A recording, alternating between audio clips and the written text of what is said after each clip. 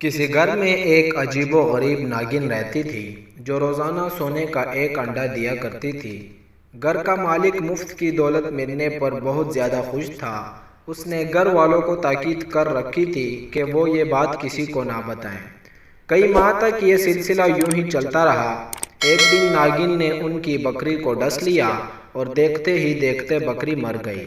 گھر والوں کو بڑا غصہ آیا اور وہ ناگن کو ڈھونڈنے لگے تاکہ اسے مار سکیں، مگر اس شخص نے یہ کہہ کر انہیں ٹھنڈا کر دیا کہ ہمیں ناگن سے ملنے والا سونے کا انڈا بکری کی قیمت سے کہیں زیادہ مہنگا ہے، لہٰذا پریشان ہونے کی ضرورت نہیں۔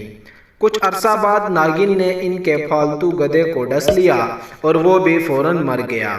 وہ لالچی شخص گھبرایا مگر تھوڑی ہی دیر میں دوبارہ لالچ کے نشے میں آ گیا اور کہنے لگا، اس نے آج ہمارا دوسرا جانور مار ڈالا، خیر کوئی بات نہیں، اس نے کسی انسان کو تو نقصان نہیں پہنچایا۔ گھر والے چپ ہو گئے۔ اس کے بعد 2 سال تک ناگن نے کسی کو نہ ڈسا۔ گھر والے اپنے جانوروں کو بھول گئے۔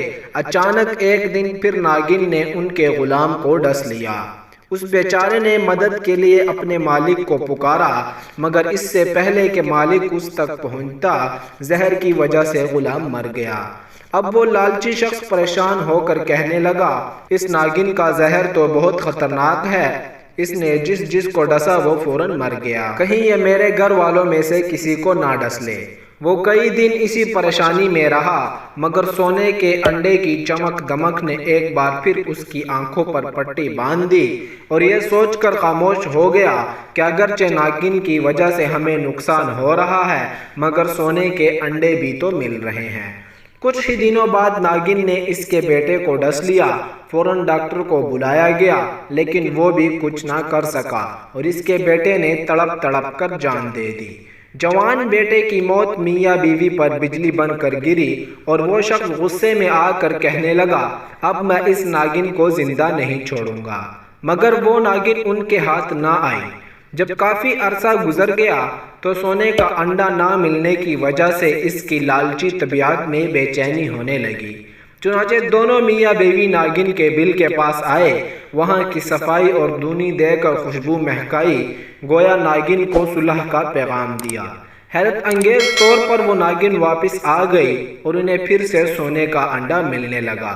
مال اور دولت کی ہرس نے انہیں عمدہ کر دیا اور اپنے بیٹے اور غلام کی موت کو بھول گئے۔ ایک دن ناگن نے اس کی زوجہ کو سوتے میں ڈس لیا۔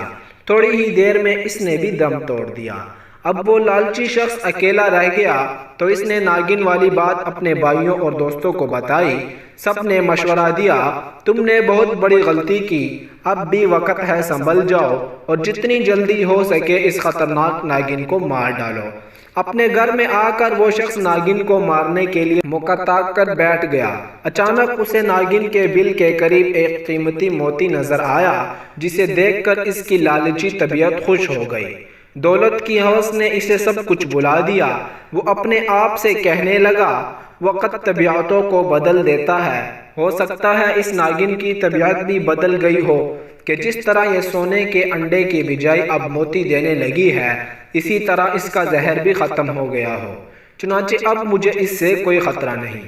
یہ سوچ کر اس نے ناگن کو مارنے کا ارادہ ختم کر دیا۔ روزانہ ایک قیمتی موتی ملنے پر وہ لالچی شخص بہت خوش رہنے لگا اور ناگن کی پرانی دھوکہ بازی کو بھول گیا۔ ایک دن اس نے سارا سونا اور موتی برتن میں ڈالے اور اس پر سر رکھ کر سو گیا۔ اسی رات ناگن نے اسے بھی ڈس لیا۔ جب اس کی چیخیں بلند ہوئیں تو آس پاس کے لوگ وہاں پہنچ گئے اور اس سے کہنے لگے، تم نے اسے مارنے میں سستی کی اور لالچ میں آ کر اپنی جان داؤ پر لگا دی۔ لالچی شخص شرم کے مارے کچھ نہ بول سکا۔ اس نے سونے سے بھرا ہوا برتن اپنے رشتہ داروں اور دوستوں کو دیتے ہوئے نہایت حسرت کے ساتھ کہا، آج میرے نزدیک اس مال کی کوئی قیمت نہیں، کیونکہ اب یہ دوسروں کا ہو جائے گا اور میں خالی ہاتھ اس دنیا سے چلا جاؤں گا۔ اور پھر کچھ ہی دیر میں وہ مر گیا۔ ہماری اس ویڈیو کو لائک اور چینل کو سبسکرائب اور بیل آئیکن پر بھی پریس کر دیجیے گا تاکہ آپ کو اسی طرح کی مزیدار ویڈیوز ملتی رہیں۔ شکریہ۔